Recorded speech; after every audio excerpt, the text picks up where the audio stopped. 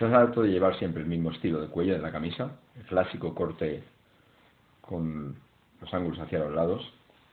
Si es así, puedes cambiar de estilo. Os voy a enseñar una técnica muy sencilla que se llama el cuello estilo Diego Méndez. Lo único que hay que hacer es subir el cuello de la camisa, meterlo hacia adentro, girarlo y hacer que la costura encaje en el borde, ajuste justo con el borde, y lo giras todo entero. Lo giras todo entero, estiras,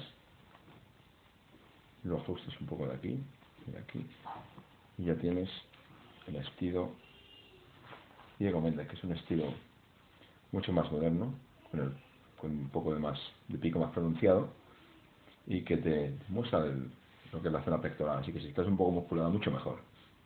Como podéis ver, es un cuello que queda muy bien alrededor de todo lo que es el arco del cuello.